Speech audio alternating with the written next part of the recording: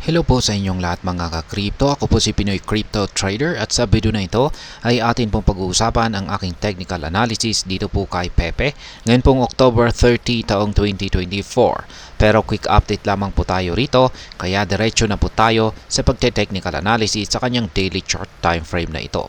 Pero bago ang lahat ay hinihiling ko po na ipanalangin po natin ang lahat ng ating mga kababayan na naapektuhan po sa malakas na bagyong ating nararanasan ngayon.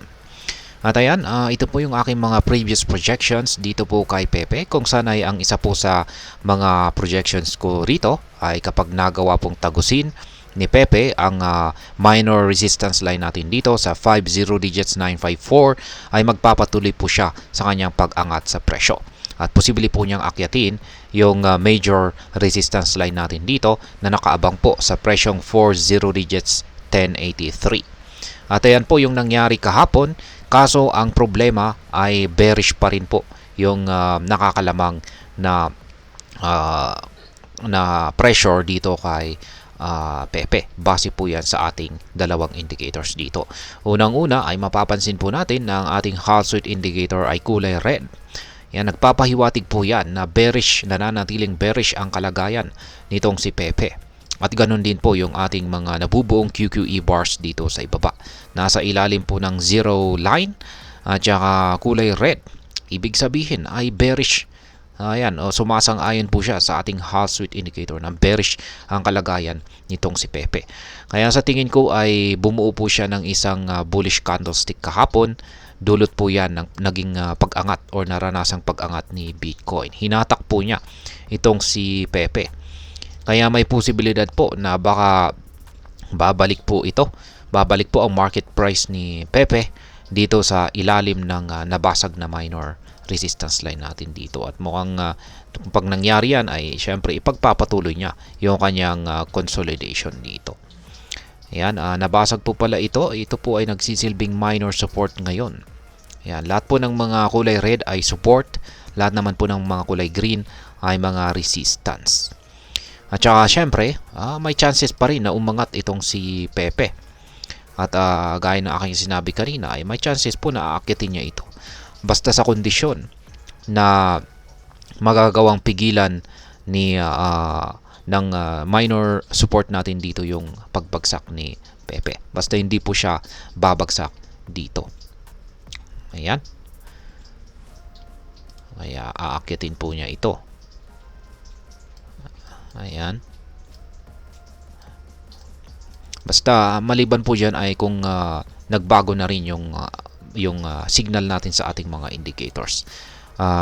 Maski ito yung leading indicator po natin dito is yung QQE mode indicator dito sa ibaba.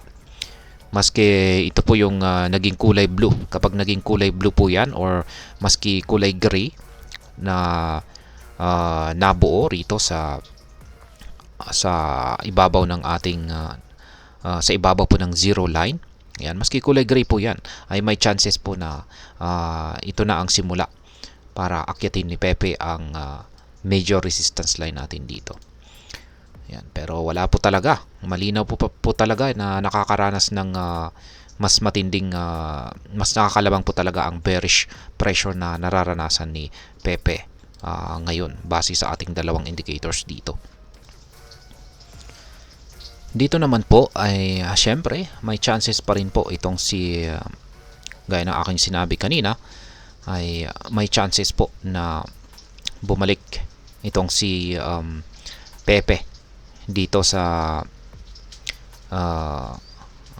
ayan, yung projections pala natin dito ay yan, ibahin po natin. Ayan.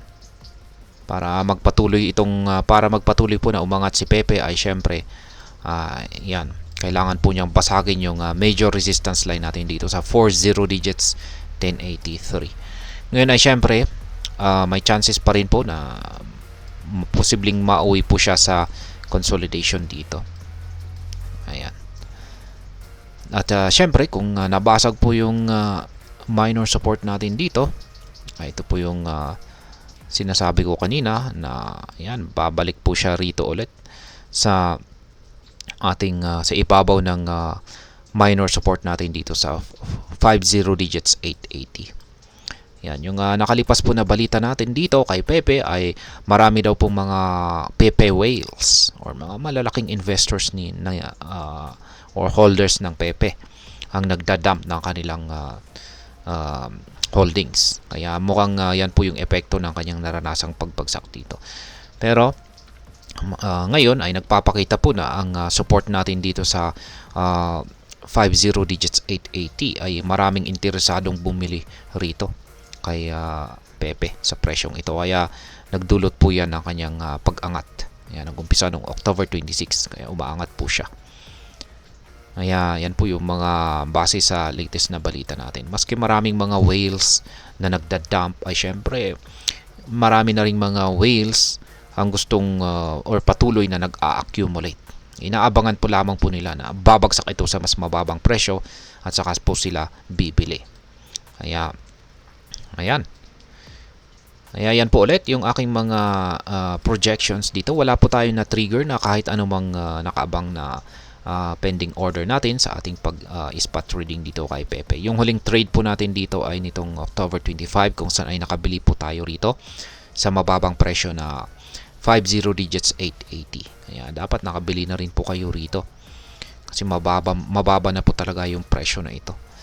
Kaya yan yung inaabangan na lamang po natin ay makapag-take profit po tayo rito sa 40 digits 1083. At ayan po ulit, sa base sa mga projections ko rito ay mukhang mataas po ang posibilidad na mataas po na nakikita ko na magiging galaw ni Pepe sa mga paparating na araw ay mukhang babagsak po siya. Yan, mukhang babalikan po niya ulit yung 40 digits 880 sa mga susunod na araw. Kaya yung mga hindi po nakabili sa presyong ito ay ito po. Ayan, magbibigay po ulit siya ng pagkakataon para makabili dito. At saka syempre, kung may chances po na kung di na po talaga kayang basagin ni Pepe yung support natin dito, ay mauuwi po ito sa isang consolidation or magsa-sideways na lamang or maglalaro na lamang po siya sa ibabaw nito. At ayan po, sa mga bago lamang po rito ay check na lamang po ninyo ang description ng video na ito para malaman kung anong platform at mga indicators ang ginagamit ko dito. At hanggang dito na lamang po tayo sa video na ito mga ka-crypto. Marami pong salamat sa panonood. Ingat po tayo lagi at God bless po sa ating lahat.